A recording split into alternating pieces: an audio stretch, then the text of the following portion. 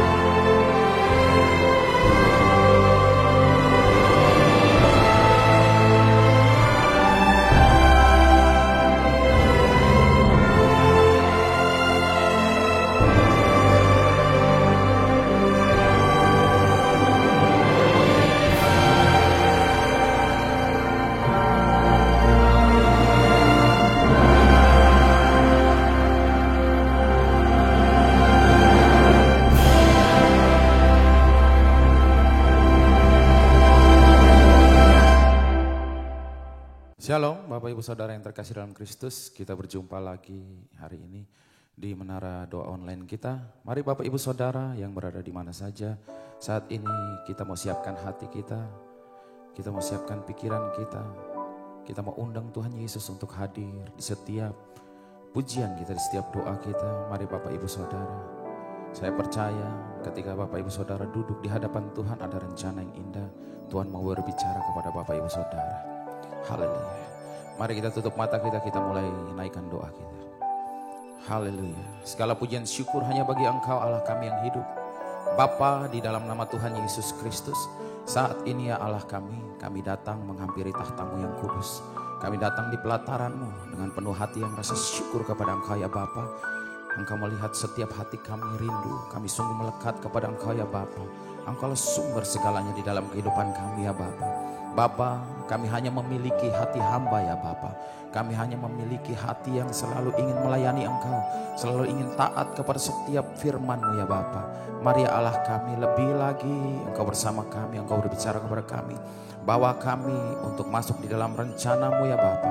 Biarlah segala kemuliaan hanya bagi Engkau ya Tuhan Yesus. Kami serahkan semua ke dalam tangan-Mu, hidup kami ya Bapa. Pakai sesuai dengan rencana-Mu ya Bapa. Hanya di dalam nama Tuhan Yesus Kristus kami siap menyembah Engkau dan kami siap mendengarkan firman-Mu. Haleluya, haleluya. Oh terima kasih Tuhan Yesus, Engkau baik. Mari kita naikkan sembah sujud kita bagi Dia. Haleluya. Ku tak membawa apapun juga saat ku datang ke dunia.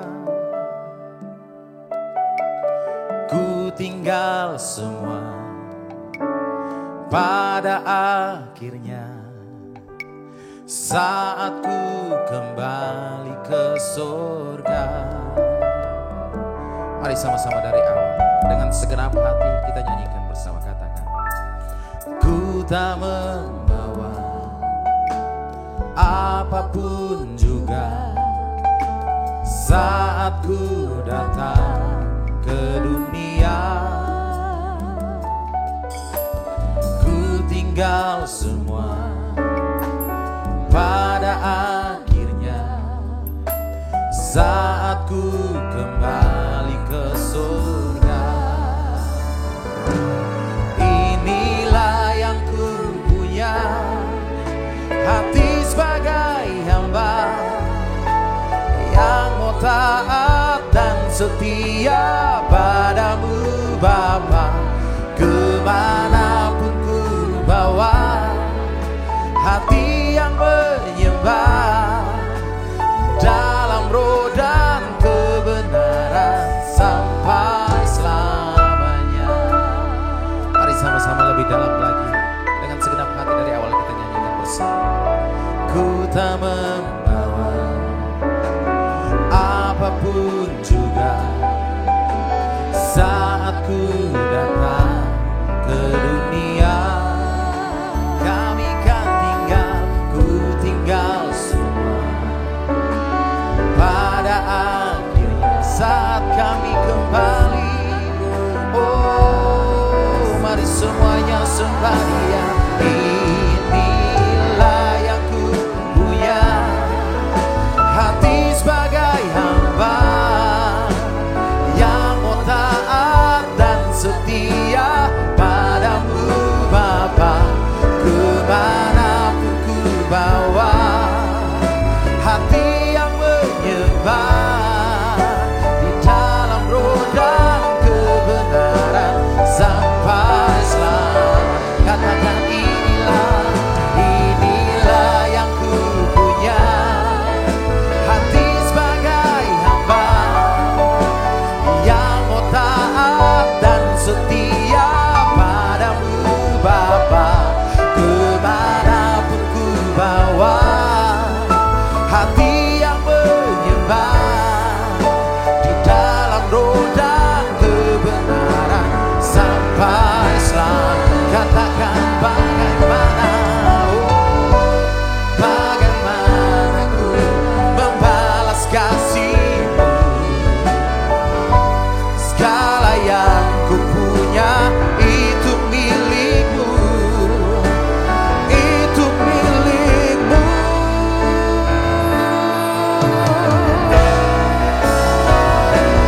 Inilah yang ku punya, hati sebagai hamba yang mau taat dan setia padamu Bapa. Kemanapun ku bawa hati yang menyembah, dalam roh dan kebenaran sampai. Inilah, oh inilah yang ku punya, hati sebagai hamba yang mau taat dan setia padamu Bapa.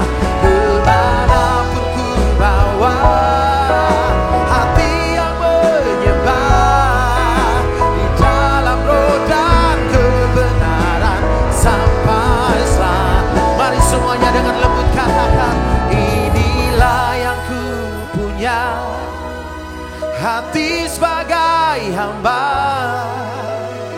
yang mau taat dan setia padamu Bapa. Kemanapun ku bawa hati yang menyembah, di dalam roh dan kebenaran sampai selamanya. Katakan dalam roh dan kebenaran sampai, di dalam roh dan kebenaran sampai selamanya.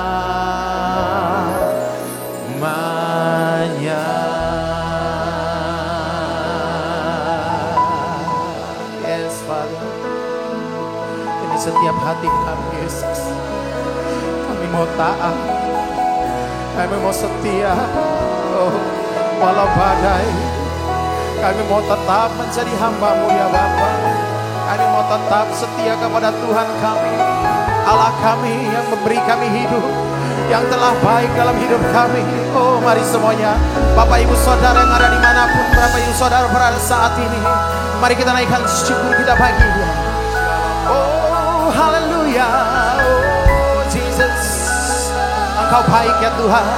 Kami naikkan syukur kami bagi Engkau. Oh hirana malabaya satu labalabaya. Bapa Engkau baik.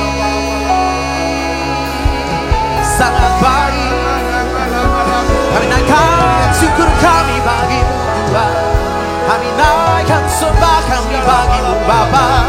Kami naikkan yang terbaik hanya bagimu Yesus. Inilah hidup kami Tuhan. Kami persembahkan bagi kemuliaan-Mu. Kami berikan yang terbaik segalanya bagimu. Oh, irana malabaya sango Jesus. Sharana malabayelana. Shekara labayelana malabayo. Hallelujah, hallelujah, hallelujah. Tuhan, kami sujud, kami menyembah kami. Hallelujah. Irana malabaya sango. Sherere. Sharana malabayeka. Father, I worship you, Jesus. I worship you, Father. Hallelujah. Hallelujah. Oh, yes, sir. Hallelujah.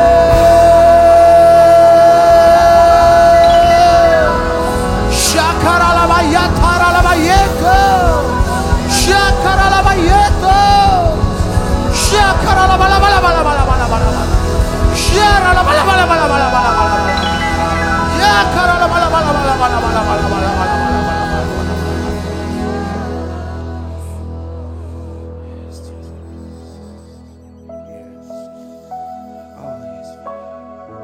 Ya, Bang. Ya, Engkau baik bagi kami, Yesus. Tidak bisa kami balas ya Tuhan. Setiap kebaikan-Mu bagi kami, Yesus. Engkau indah ya Bang. Oh Yesus, Engkau sungguh indah. Tapi ya benar, oh baik Yesus. Yes, Bang. Mari sama-sama kita nyanyikan. Katakan terlalu banyak. Terlalu banyak, oh Tuhan, yang Tuhan telah beri. Takkan mungkin ku balas dari apa yang ku miliki. Kami persembahkan, ku persembahkan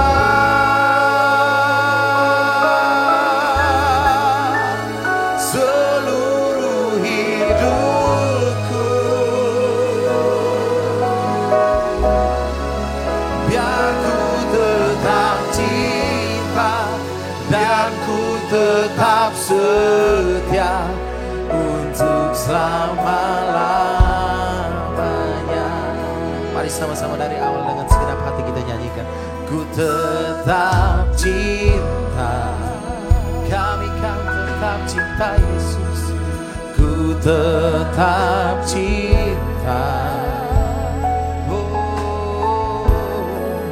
walau badai datang menerpa. Ku tetap cinta, kami kan tetap setia Yesus. Ku tetap setia, yes Father, kami setia. Ku tetap setia, walau topan datang menerpa. Ku tetap setia. Mari semuanya angkat suara kita nyanyikan. Terlalu banyak, yes Jesus, yang Tuhan telah beri. Takkan mungkin ku balas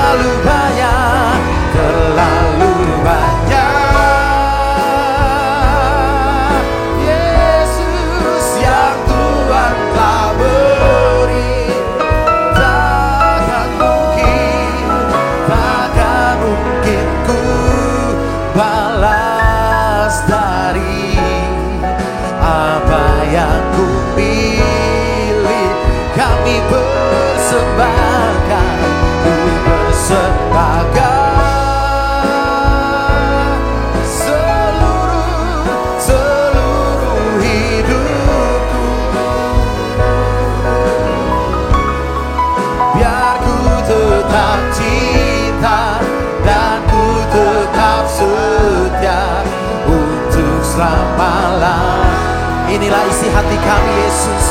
Lebih lagi kami ucapkan, terlalu banyak kami katakan kepadamu yang Tuhan telah beri. Engkau baik Bapa, takkan mungkin ku balas dari apa yang ku miliki. Kami persembahkan, ku persembahkan seluruh hidupku. Oh Tuhan, biar ku tetap cinta dan ku tetap setia untuk selama-lamanya. Oh terlalu banyak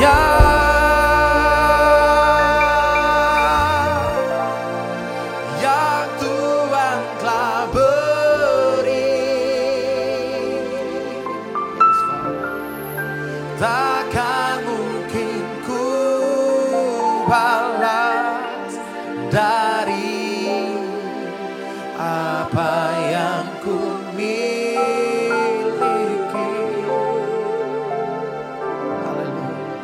Ku persembahkan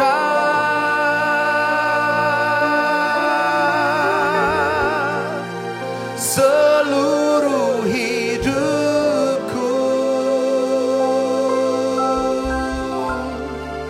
biar ku tetap cinta dan ku tetap setia untuk selama-lamanya. Biar kami tetap, biar ku tetap cinta dan ku tetap setia untuk selama-lamanya. Biar ku tetap cinta Tuhan Yesus, biar ku tetap cinta dan ku tetap setia untuk selama-lamanya.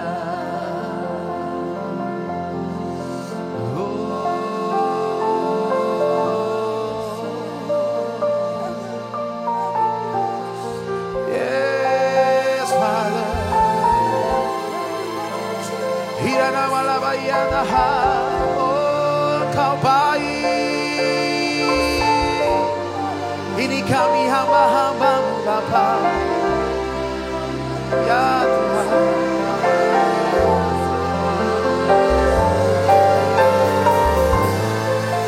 Haleluya, hanya ini ya Tuhan. Kami persembahkan hati dan hidup kami bagi kemuliaan nama-Mu. Sebab Engkau yang layak ditinggikan, dimuliakan selamanya. Mari semua yang angkat suaramu katakan, ini Tuhan persembahanku, segenap hidupku, jiwa dan ragaku. Sebab tak ku miliki harta kekayaan yang cukup berarti untuk ku persembahkan. Hanya ini Tuhan permohonanku, segala hidupku, persembahanku. Pakailah hidupku sebagai alatku seumur hidupku.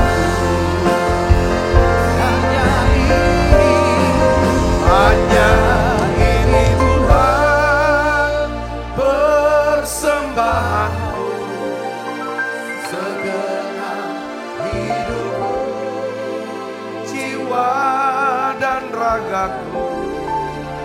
Sebab tak ku miliki harta kekayaan yang cukup berarti untuk ku persembahkan.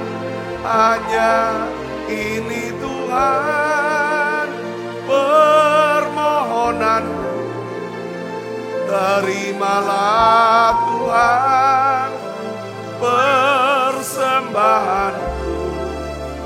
Pakailah hidupku sebagai alatmu seumur hidupku.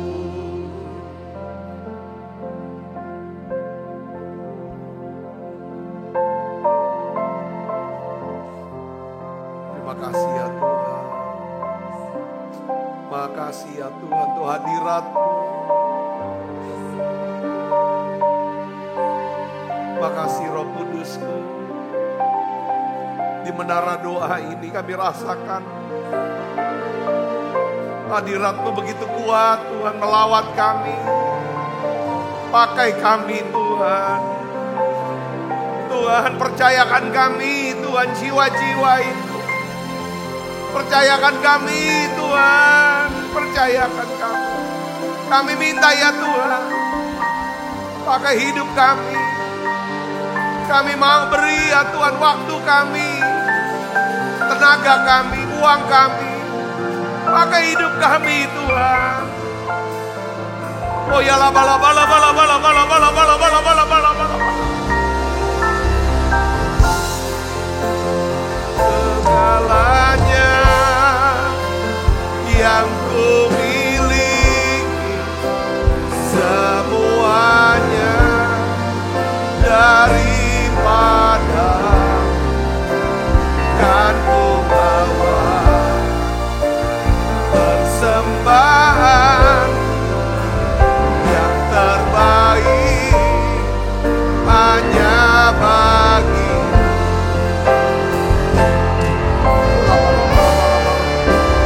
segalanya yang ku miliki, semuanya daripada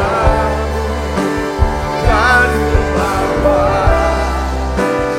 persembahan yang terbaik hanya bagimu. Terima kasih Bapa, terima kasih Roh Kudus. Aku angkat tanganku Tuhan untuk anak-anak-Mu yang sedang bergumul dengan sakit penyakit mereka. Saudara siap terima dalam nama Tuhan Yesus. Dalam nama Tuhan Yesus. Saudara yang sakit, terima kesembuhannya. Oleh bilur Yesus jadi sembuh sekarang. Dalam nama Yesus terima. Kuasa kesembuhan sedang bekerja. Mujizat sedang terjadi. Bapa, dalam nama Yesus, aku berdoa untuk anak-anak-Mu ya Tuhan. Biarlah ya Tuhan turunkan berkat-Mu. Bahwa kami kenal Tuhan lebih dalam lagi. Bahwa kami Tuhan bisa kenal Tuhan. Tuhan, anak-anak-Mu yang Tuhan sedang mengalami ikatan, terikat ya Tuhan. Lepaskan mereka.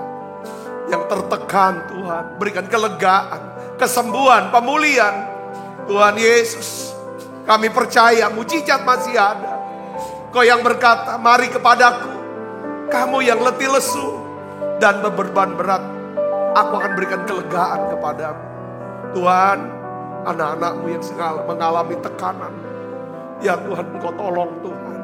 Beri kelegaan-Mu ya Bapa. Terima kasih Tuhan. Kuasa-Mu ya Tuhan. Kuasa kesembuhan sedang bekerja sekarang. Segala kutuk aku patahkan dalam nama Yesus. Patahkan dalam nama Yesus. Tuhan, berikan kami mata untuk bisa melihat pengharapan yang Kau sediakan. Ya Tuhan, segala sesuatu yang Kau sediakan buat setiap kami. Terima kasih urapi hamba-Mu sudah menyampaikan pesan firman-Mu ini dengan bahasa yang sederhana dan mudah dimengerti. Dalam nama Yesus, semua kita yang siap menerima firman dengan hati gembira, sama-sama katakan amin. Silakan duduk kembali Ibu Bapak. Shalom. Nah, hari ini saya ingin bagikan tentang kisah, ya kan, seorang Barnabas. Saya bagikan dalam 2 hari, saudaraku ya. Kita akan belajar dari kisah seorang yang bernama Barnabas. Ya, Barnabas. Ini seorang yang saya melihat Barnabas ini hidupnya, pelayanannya itu berdampak sangat besar bagi kerajaan Allah.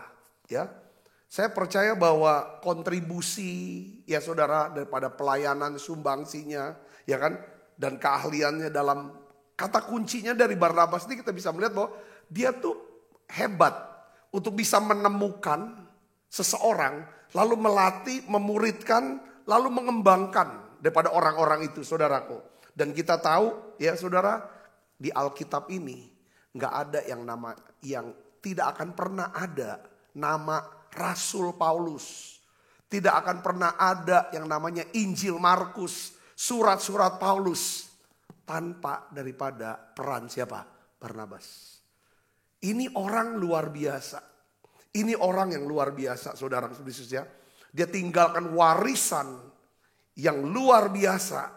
Sekalipun kehidupannya kurang dibahas kayaknya, ya, dan dipelajari oleh para pakar Alkitab, teolog, bahkan pengkhotbah. Nah, hari ini kita akan belajar, saudara, dalam satu hari ini dan besok, saudaraku, saya bagi dua, ya, akan belajar tentang ada beberapa karakter Barnabas yang kita perlu. Kita juga mau dong hidupnya berdampak. Saudara mau hidupnya berdampak? Saya percaya upah Barnabas di hadapan Tuhan, yang saudaraku, ya kan, tidak lebih kecil daripada Paulus. Saudara yang menulis banyak surat, ya kan, tidak lebih kecil daripada Markus yang menulis Injil, saudaraku. Karena tanpa peran dia, ya kan, tidak akan pernah ada ini. Saya rindu saudara setiap kita. Saudara harus tanamkan di hati. Aku gak mau hidup biasa-biasa aja. Aku ingin, ya kan, punya dampak buat kerajaan Allah. Melihat orang-orang, banyak orang bisa dilayani. Yang mengerti katakan amin. Banyak orang hidupnya diubahkan dan percaya lewat pelayanan kita. Saudara mau? Mari kita belajar dari Barnabas. Ada dua karakter yang kita akan pelajari hari ini, saudara. Dan besok kita belajar dua karakter lagi. Yang pertama adalah karakter apa yang kita pelajari dari Barnabas, saudaraku. Hal pertama yang kita pelajari ketika Barnabas muncul di Kisah Para Rasul pasal 4, saudara, yaitu apa? Saudara, Barnabas baru saja menjual sebidang tanah dan menyumbangkan uangnya untuk membantu orang miskin. Yang pertama adalah, saudara, yang kita kenal Barnabas, ini yang kita belajar. Barnabas seorang yang apa? Murah hati dalam hal apa? Keuangan. Saya ingin beritahu saudaraku, murah hati dalam hal keuangan. Mari kita lihat dan kita baca sama-sama Kisah pasal 4 ayat 36 sampai 37. Kita baca sama-sama yuk. 1, 2, 3. Demikian pula dengan Yusuf yang oleh rasul-rasul disebut Barnabas, artinya anak penghiburan, seorang Lewi dari Siprus. Ia menjual ladang miliknya lalu membawa uangnya itu dan meletakkannya di depan kaki rasul-rasul. Saudara lihat, ini sebenarnya dia namanya Yusuf. Cuma oleh rasul-rasul disebut, dia pakai panggilannya Barnabas, yang disebut anak penghiburan. Kita melihat di sini, saudaraku ya, kemurahan hati daripada Barnabas dengan memberikan uang hasil menjual ladangnya, ya kan, ladang miliknya, ya kan, lalu untuk pelayanan rasul-rasul membantu orang-orang lain. Itu rupanya istilah zaman sekarang ini viral, saudara, viral. Saya melihatnya di dalam Kisah Para Rasul pasal yang keempat, saudara, ini kan bagian yang terakhir. Lalu masuk kepada Kisah Rasul pasal yang kelima. Saudaraku, dia memberi dengan murah hati. Ada orang, jadi ada motif-motif yang kita bisa belajar ya. Kalau Barnabas, dia memberi karena memang dia tuh murah hati. Tapi ada orang yang memberi, saudaraku, bukan karena kemurahan hati. Saudaraku, siapa namanya? Kalau kita lihat, saudara, ya kan? Kalau Kisah Para Rasul pasal 4 kan berakhir di dalam ayat 37 yang tadi kita baca. Ia menjual ladang miliknya, lalu membawa uang itu dan meletakkannya di depan kaki rasul-rasul. Lalu masuk ke pasal 5. Pasal 5 kisah siapa, saudara, tahu gak? Ananias, Safira. Dia juga ada, terus dia bilang, ada seorang lain yang bernama Ananias ia beserta istrinya Safira menjual sebidang tanah. Kok bisa sama? Jadi di sini tuh firman tuh ngacain kita nih gini nih. Ada banyak orang bisa memberi, bisa seperti berbuat baik, bisa membantu orang, bisa mendukung pelayanan, atau bisa pergi melayani.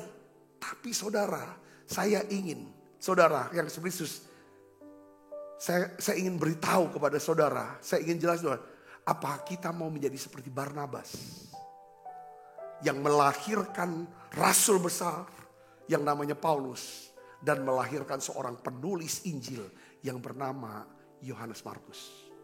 Ataukah kita menjadi seorang Ananias Safira, dia jual tanah, saudaraku, lalu uangnya juga dikasih ke Petrus. Tapi Petrus bilang, kau ini bohong, kau ini penipu. Tanah-tanah kamu, uang-uang kamu, kenapa kamu menipu? Dengan bilang, aku jual 1 miliar.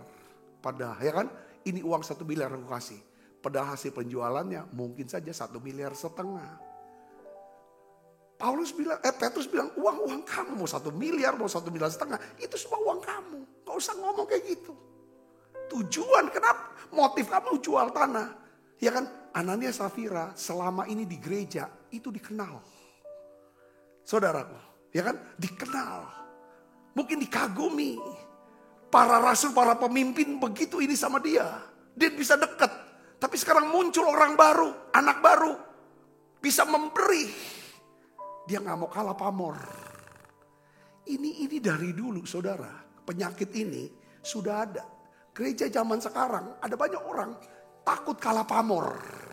Siapa dong yang paling berjasa? Siapa yang paling senior? Ini hati-hati kita mau belajar. Saudara mengerti maksud saya di sini, katakan amin. Jadi karakter dan kemurahan hati Barnabas merupakan ciri utama yang ditemukan di antara orang-orang yang hebat dalam menemukan, memuridkan, melatih, dan memberdayakan orang lain. Inilah pemimpin yang sejati. Pemimpin sejati adalah orang yang bisa menemukan orang. Yuk ikut aku. Orang mau ikut kita. Saudaraku, karena kita dikenal sebagai orang yang apa? Murah hati.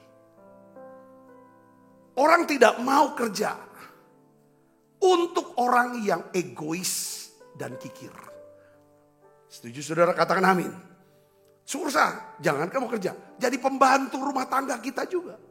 Kalau kita kikir dan egois, itu keluar masuk saudaraku. Tapi kalau saudara menjadi orang yang murah hati, saudaraku bisa memberi, membayar, ya kan, gaji dengan lebih baik, makan. Mereka bilang kalau bisa bos, ya kan, aku numpang hidup seumur hidupnya adalah. Saya bisa di sini, katakan amin. Nah di sini kan. Nah saya ingin beritahu, ini karakter yang kita belajar dari Barnabas. Saudara, ini yang membuat pelayanannya itu saudara itu berkembang. Saya mau bahas juga kenapa kok sikap murah hati dalam hal keuangan ya, itu penting. Saya mau ngomong saudaraku, ini hal keuangan. Coba saudara pernah gak ngasih uang ke orang yang gak pernah berbuat baik sama saudara, gak ada kaitannya, karena dia butuh, saudara kasih. Itu harus dilatih. Saudara bayar uang parkir kan kalau di Palembang tuh 2.000. Ketika saudara lihat dia, di Tuhan gerakan, dia butuh dalam kebutuhan. Apa saudara pernah beri lebih dari 2.000? Saya mau katakan, ketika saudara ketemu siapapun, saudara ada gerakan, berikan. Ini latihan saudaraku. Kalau kita melatih, artinya apa saudara? Saya ingin beritahu, kenapa kita harus murah hati dalam hal keuangan. Saya kasih penjelasan satu begini. Orang pelit cenderung menjadi orang yang merasa terancam. Orang pelit, saudaraku Yesus, yang cuma peduli dengan dirinya sendiri. Hidup dikuasai oleh kekhawatiran, kecemasan, rasa tidak aman, overthinking. Orang pelit berusaha melindungi dirinya dengan menimbun harta sebanyak-banyaknya. Nah hari ini saya ingin ajak kita belajar tentang Barnabas. Yaitu apa? Yang saudara lihat di sini. Kalau kita mau mengukur seberapa besar kita kenal, kita memahami, kita mengerti kasih karunia Tuhan Yesus. Seberapa banyak kita hidup dalam kasih karunia. Kalau kita mau ukur itu, cara lihatnya gimana? Lihat pemberian kita. Yang ngerti katakan amin. Makanya Alkitab katakan dalam 2 Korintus 9 ayat 7 dan 8 katakan begini. Hendaklah masing-masing memberikan menurut kerelaan hatinya. Jangan dengan sedih hati atau karena paksaan. Sebab Allah mengasihi orang yang memberi dengan sukacita. Dan Allah sanggup melimpahkan segala kasih karunia kepada kamu. Supaya kamu senantiasa berkecukupan di dalam segala sesuatu. Dan malah berkelebihan di dalam pelbagai kebajikan. Saudara coba perhatikan di sini ada satu kata-kata saudaraku ya. Segala kasih karunia. Senantiasa ini di segala musim kehidupan kita. Segala sesuatu apapun berkelebihan di dalam berbagai kebaikan. Semua perkataan ini adalah janji Tuhan yang luar biasa kepada setiap orang yang berlaku murah hati kepada Tuhan dan sesama. Ibu bapak saudara yang kasih dalam Kristus, ya kan?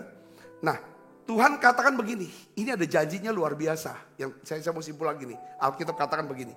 Kalau kita memberi dengan sukacita, kita memberi dengan murah hati, maka Tuhan akan memenuhi segala kebutuhan kita senantiasa di sepanjang waktu dalam segala hal apapun yang kita butuhkan. Nah, saya ingin ajak saudara untuk melihat Barnabas. Saudara yang murah hati ini. Alkitab katakan begini, ia menjual ladang miliknya. Dia jual, saudaraku, membawa uangnya, lalu dia meletakkan di depan kaki rasul-rasul. Saya tuh tarik kesimpulan apa, pelajaran apa yang kita bisa dapat dari kalimat ini saudara, ayat ini.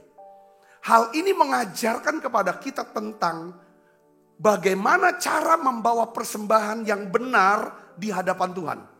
Yang sehingga ini punya dampak besar. Walaupun ini diterima oleh hamba Tuhan, oleh rasul-rasul. Tapi mengubah hidup daripada Barnabas.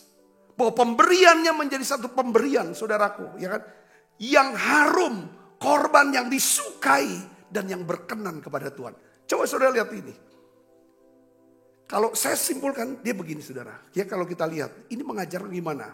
Bahwa cara pemberian yang benar adalah bagian. Saya yakin Barnabas memikirkannya dulu. Aku punya tanah yang ada di Siprus. Ya kan? Ya dia memang orang Siprus, orang Yahudi Siprus ya saudara ya. Ya. Lalu dia rencanakan untuk dia jual. Pasti kan dia pikirkan, dia rencanakan, dia doakan. Lalu akhirnya ada orang beli. Lalu uangnya ini dia udah dia bawa kan dari Siprus, dia bawa kemana? Ke Yerusalem. Lalu ditaruh ke kaki rasul-rasul. Saya mau ngomong gini, kalau kita mau memberi persembahan ya, kita belajar dari Barnabas. Saudara harus memikirkan dulu, merencanakan dulu berapa persembahan yang saya mau bawa. Ya kan? Berapa? Dari mana sumbernya? Dan kita tahu, ya kan, ini persembahan untuk apa? Untuk kita bawa ke Tuhan. Jadi kenapa kita harus pikirkan dan merencanakan persembahan saudaraku? Karena saudara pasti memikirkan dan merencanakan sesuatu yang saudara anggap penting dan bermakna dalam hidup saudara. Ngerti? Katakan amin.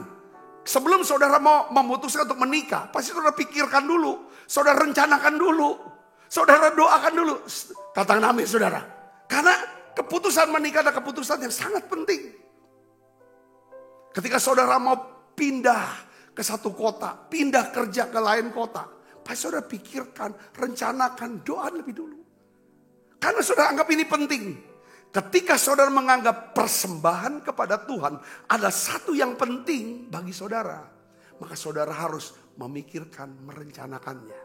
Supaya persembahan ini yang saudara anggap penting, itu nyentuh ke hati Tuhan. Yang mengerti dan percaya katakan amin. Saudara lihat di sini dampaknya, ya. Barnabas memikirkan, merencanakan, mendoakan. Sehingga apa saudara? Pemberiannya ini itu berubah. Ya saudara, dari uang itu berubah. Menjadi apa saudara? Istilah Paulus kasih pakai istilah kepada pemberian daripada jemaat di Filipi. Persembahan yang harum, suatu korban yang disukai, yang berkenan kepada Tuhan. Nah, dampak daripada persembahan ini saudara, ya kan?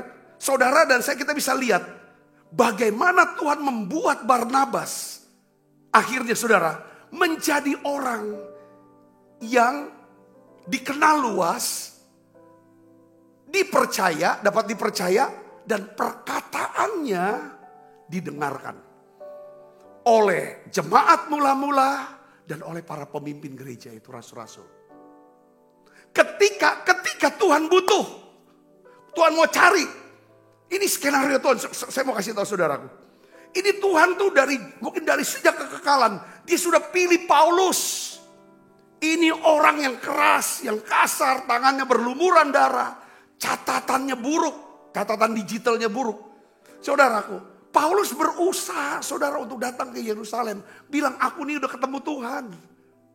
Saudara sudah tahu ya kan, semua jemaat gak percaya. Semua gak percaya. Kenapa? Lihat catatan buruk dia. Kita baca sama-sama ayatnya. Kisah 9 ayat 26 dan 27. Baca yuk sama. 1, 2, 3. Setibanya di Yerusalem, Saulus mencoba menggabungkan diri kepada murid-murid. Tetapi semuanya takut kepadanya. Karena apa? Mereka tidak percaya. Bahwa ia juga seorang murid. Tetapi baca yang keras. Siapa? Barnabas. Menerima Saulus.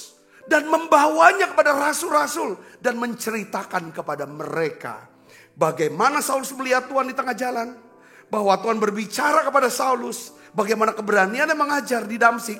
Dalam nama Tuhan Yesus. Dan rasul-rasul. Semua murid-murid. Mendengarkan dan mempercayai. Perkataan siapa? Barnabas.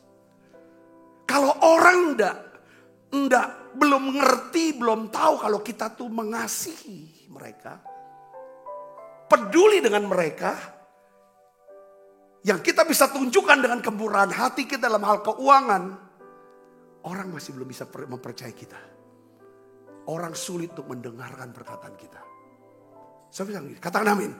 Ini saudara, karakter ini itu penting untuk apa saudara? Menghubungkan Paulus kepada pemimpin gereja di Yerusalem. Dan Alkitab katakan saudara di ayat selanjutnya 28. Bukti bahwa akhirnya oleh karena perkataan Barnabas. Yang didengarkan oleh para rasul tentang Saulus. Saulus bisa tinggal di Yerusalem. Alkitab katakan apa? Ayat 28. Dan Saulus tetap bersama-sama dengan mereka. Para murid dan rasul-rasul di Yerusalem. Dan dengan keberanian mengajar nama Tuhan. Keren gak saudara? Kadang-kadang kita gak sadar. Kemurahan hati kita. Itu Tuhan bisa pakai. Untuk meluaskan kerajaannya. Yang mengerti katakan amin. Mungkin ada orang-orang bilang. Ya kan? Ketika saudara bermurah hati. Gak gampang juga. Pasti orang pada ngomong. Dia tuh dipilih. Dia tuh diangkat. Dia tuh diinikan. Ya karena dia sering ngasih duit sih. Saya gak dipilih karena saya jarang ngasih duit. Ya makanya ngasih dong. Bukan lihat jumlahnya. Bukan besar kecilnya. Kemurahan hati harus ditunjukkan dalam bentuk uang. Yang mengerti katakan amin. Yang ngerti katakan amin. Selain daripada itu saudara lihat ini. Ini pelayanan sangat penting. Kalau Paulus gak bisa ketemu Rasul Petrus. Yakobus pemimpin gereja di Yerusalem. Selesai dia. Saudara, jembatannya siapa namanya? Barnabas. Kenapa kok Barnabas mau didengar omongannya? Karena dia pernah menunjukkan bahwa dia sudah tahu, dia kenal kasih karunia Tuhan pada dia. Dan dia hidup dalam kasih karunia. Lalu dia bawa persembahan itu sebagai ungkapan, aku hidup dalam kasih karunia Tuhan.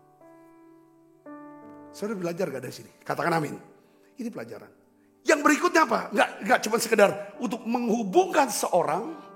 Tapi Tuhan meluaskan Ya, jaringan pelayanan Barnabas bukan cuma di kota Yerusalem. Alkitab katakan jemaat Yerusalem, pemimpin-pemimpin Yerusalem mengutus daripada Barnabas. Kemana? Ke kota Antioquia, kota lain. Saudaraku. Dari situ boleh, saudaraku, ya kan, kota lain. Karena para pemimpin gereja pada waktu itu mendengar setelah penganiayaan daripada Saulus ini, saudara, jemaat yang dari Yerusalem pindah ke Yudea, ke Samaria, terus sampai ke Antioquia. Dan terjadi banyak orang diselamatkan. Dan Tuhan percayakan Barnabas untuk pergi ke sana. Dan apa saudara? Di Antioquia Alkitab katakan Barnabas membawa sejumlah besar orang menjadi percaya kepada siapa? Kepada Tuhan. Katakan amin. Saya jadi ingat saudaraku Kristus ya. Ya kan?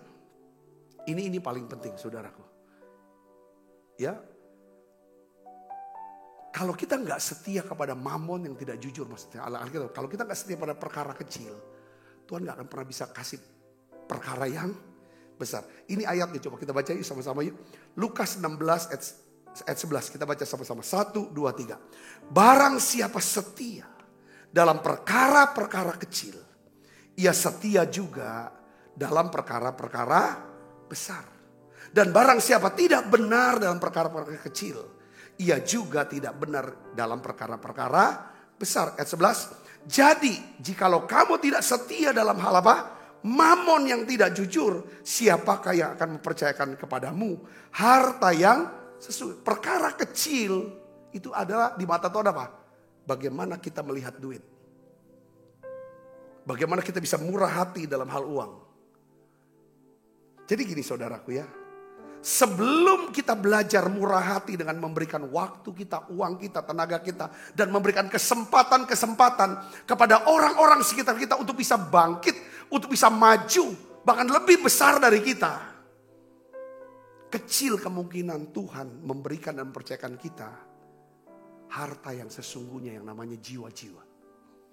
Kalau kita gak setia sama uang, kita gak bisa berlaku murah hati dalam hal uang, kita akan sulit untuk menangkan jiwa.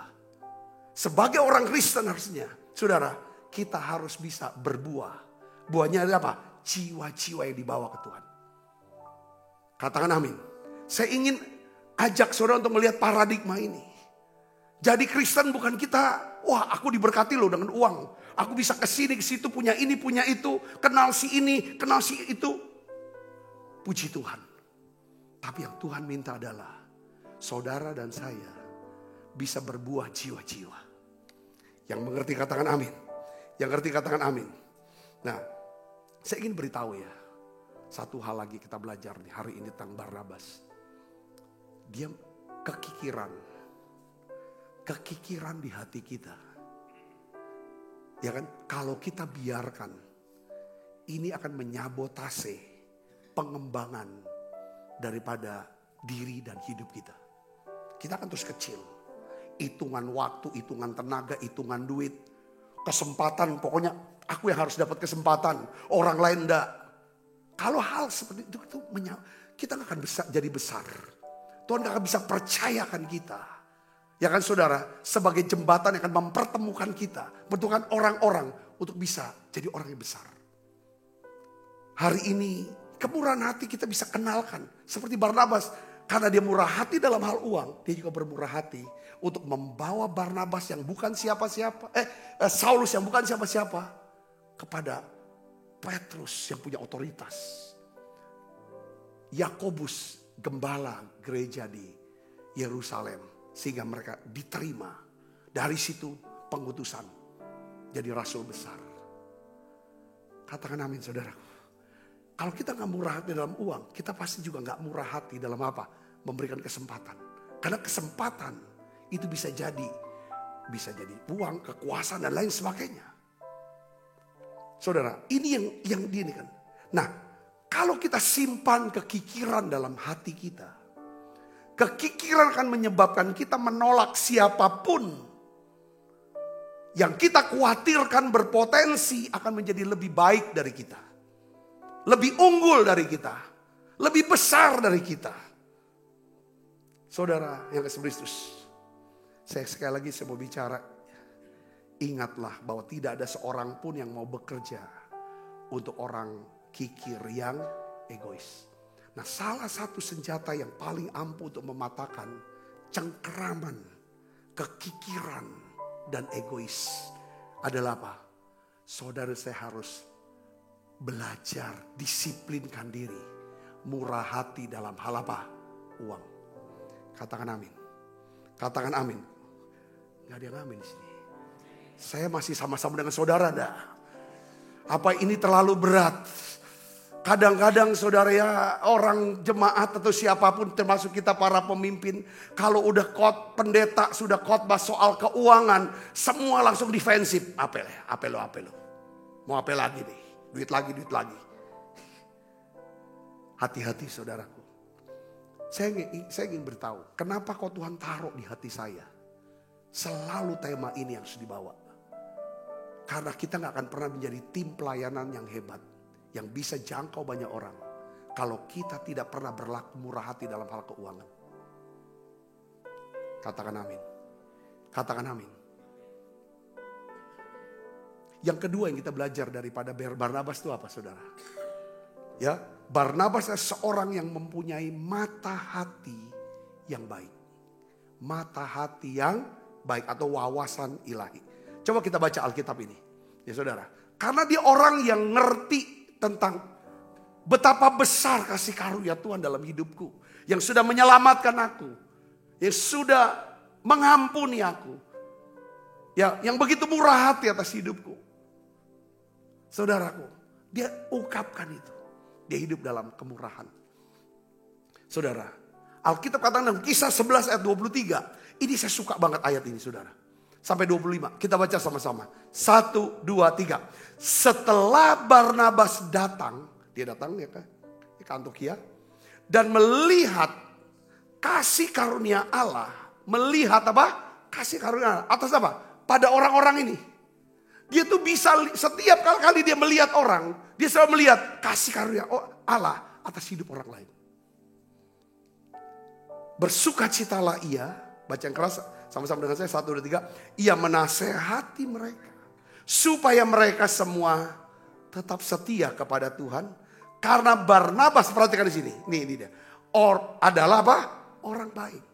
Makanya kan kita jadi Kristen dimulai dengan apa? Iman. Tuhan bilang, tambahkanlah imanmu pada apa? Kebaikan. Barnabas adalah orang baik. Penuh dengan Roh Kudus dan iman. Akhirnya dampaknya apa, saudara? Sejumlah orang dibawa kepada Tuhan. Lalu pergilah Barnabas ke Tarsus. Untuk apa? Mencari Saulus. Dan setelah bertemu dengan dia, ia membawanya ke Antiokhia. Kenapa dia harus pergi cari Paulus? Karena dia melihat ada kasih karunia juga di dalam hidup Saulus. Ya kan? Hidup Paulus.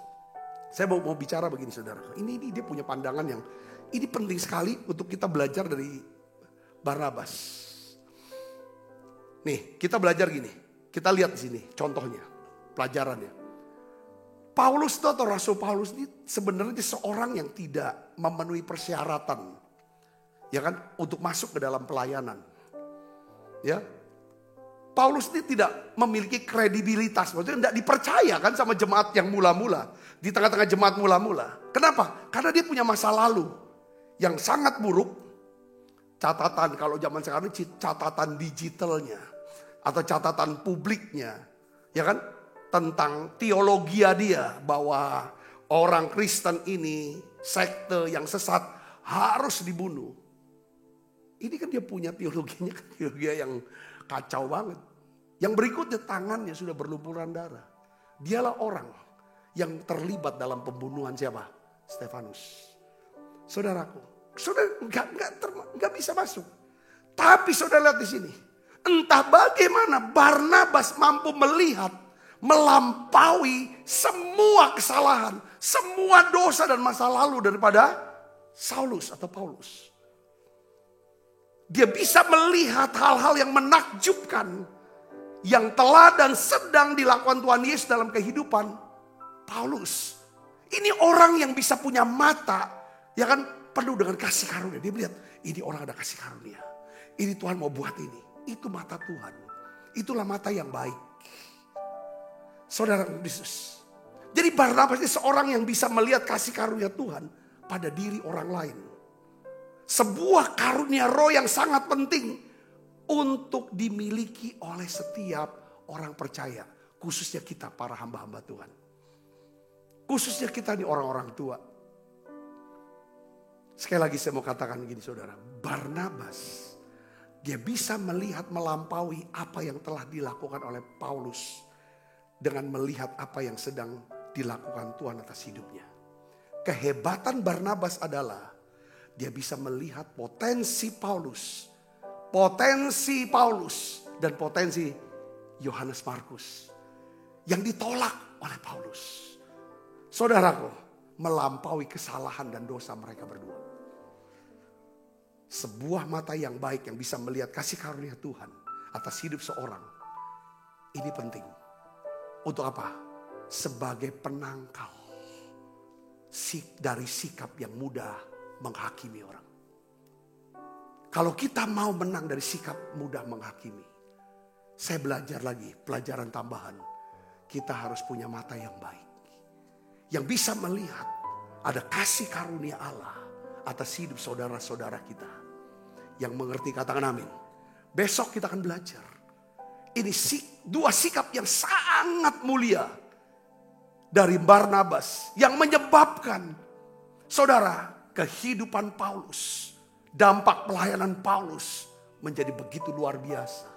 Bagaimana Yohanes Markus yang sudah ditolak, yang mentalnya boleh orang bilang mental tempe, tapi sama Barnabas dia bisa olah, dia bisa bentuk, dia bisa perbaiki sampai menjadi seseorang yang bisa menulis kisah tentang Tuhan Yesus Kristus dan dibaca oleh miliaran orang sepanjang 2000 tahun. Luar biasa saudara. Dan saya percaya tulisan pelayanan Yohanes Markus ini pelayanan yang paling bergengsi dalam kerajaan Allah. Nulis kisah Yesus. Dan Tuhan berkata, satu pun titik atau nota tidak akan pernah hilang dari buku ini. Salah satu penulisnya adalah seorang yang pernah gagal dan jatuh. Dan orang itu diangkat oleh seorang yang bernama siapa? Barnabas. Karena Barnabas punya kemurahan hati. Dia bisa punya mata yang baik untuk bisa melihat kasih karunia Allah dalam hidup Yohanes Markus dan juga Paulus. Besok kita bahas ini saudara dua. Saudara, yaitu yang ketiga, dia orang yang cepat mengampuni. Yang keempat, dia seorang pelayan Tuhan yang sejati. Saya berdoa pesan ini memberkati saudara semuanya hari ini. Tuhan Yesus memberkati. Yuk kita bangkit berdiri.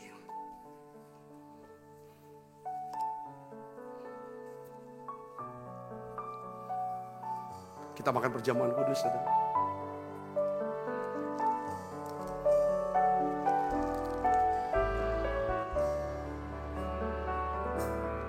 Inilah yang ku punya, hati sebagai hamba yang mau taat dan setia padamu Bapa. Kemanapun ku bawa, hati yang menyembah dalam roh dan kebenaran sampai selamanya. Siapkan hati kita untuk makan perjamuan kudus, saudaraku. Bapa, kami sudah belajar tentang Barnabas, anak penghiburan, son of encouragement. Biarlah ya Tuhan kami menjadi orang anak-anak penghiburan yang bisa menghibur, memberikan kekuatan penghiburan, yang bisa menghubungkan orang-orang, ya Tuhan, dengan golden connection. Ya Tuhan, yang bisa memberikan panggung yang lebih besar, memberikan kesempatan yang lebih besar kepada orang-orang sekitar kami untuk bisa dipakai oleh Tuhan punya dampak besar dalam kerajaan-Mu ya Tuhan. Oleh karena itu berikan kami ya Tuhan kemurahan hati dalam hal uang, dalam hal waktu, tenaga, dan kesempatan-kesempatan untuk mereka. Berikan kami mata yang baik, yaitu kami bisa melihat kasih karunia Allah atas hidup orang lain. Bukan melihat kejelekan orang, bukan melihat kesalahan orang saja, masa lalu orang. Tapi kami bisa melihat apa yang sedang Tuhan kerjakan dalam hidup seseorang. Dan apa yang akan Tuhan mau kerjakan atas hidup seorang di masa depan. Bapa, aku berdoa dalam nama Yesus. Ampuni kami Tuhan. Kalau kami suka menghakimi, Tuhan, hari ini kami minta, berikan kami mata yang bisa melihat kasih karunia Allah dalam hidup orang lain. Terima kasih seperti matamu. Engkau melihat kami dengan penuh kasih karunia. Sekalipun kami suka gagal, sering jatuh. Ya Tuhan, sering melakukan kesalahan dan dosa. Tapi Engkau bisa melihat potensi dalam diri kami. Kau tetap mau pakai kami. Kau tetap mau membentuk kami Tuhan. Beri kami kesempatan lagi Tuhan. Tuhan terima kasih. Terima kasih seperti Barnabas. Memberikan kesempatan yang kedua untuk Paulus. Di saat orang-orang menolak Paulus, tidak mempercaya Paulus. Dia berikan kesempatan kedua. Dia yang menjamin, dia pasang badan buat Paulus. Ini orang, aku percaya dia kenal Tuhan, dia ketemu Tuhan. Biarlah kami menjadi orang-orang ya Tuhan, yang berikan kesempatan kedua pada orang-orang yang gagal, yang pernah punya masa lalu yang buruk. Dia berikan kesempatan kedua kepada Yohanes Markus. Ya Tuhan, hari ini Bapak, aku berdoa, ampuni kami, kekerasan kami ya Tuhan. Ampuni, beri kami hati yang lembut, kasih, belas kasihan. Tuhan, biarlah Engkau berikan api doa buat kami, api penginjilan buat kami, kerendahan hati buat kami ya Tuhan.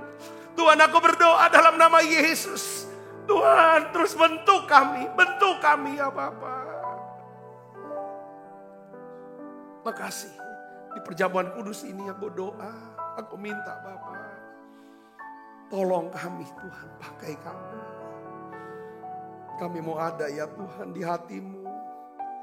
Kami mau selalu ada di hati-Mu Tuhan. Kami tidak mau jauh dari-Mu Tuhan. Tolong kami. Aku percaya Engkau melihat kami dengan mata kasih karunia. Bukan mata penghakiman. Karena Engkau datang bukan untuk menghakimi kami. Tapi untuk menyelamatkan kami ya Tuhan. Makasih Yesus, makasih. Makasih Tuhan. Sebab apa yang telah kuteruskan kepadamu telah kuterima dari Tuhan. Yaitu bahwa Tuhan Yesus pada malam waktu diserahkan mengambil roti. Dan sudah itu ia mengucap syukur atasnya. Ia memecah-mecahkannya dan berkata, inilah tubuhku yang diserahkan bagi kamu. Perbuatlah ini menjadi peringatan anak-anakku, saudaraku. Bukankah roti tangan kita ada persoalan kita dengan tubuh Kristus? Mari kita makan dalam nama Yesus.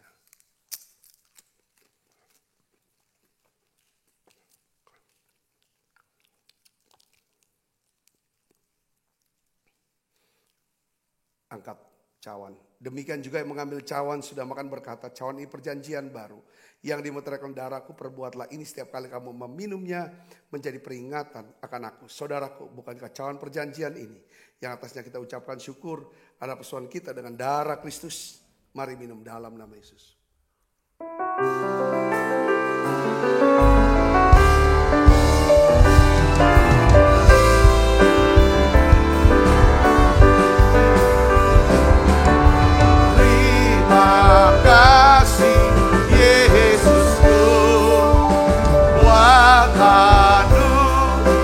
Yang kau beri sebab hari ini Tuhan adakan syukur.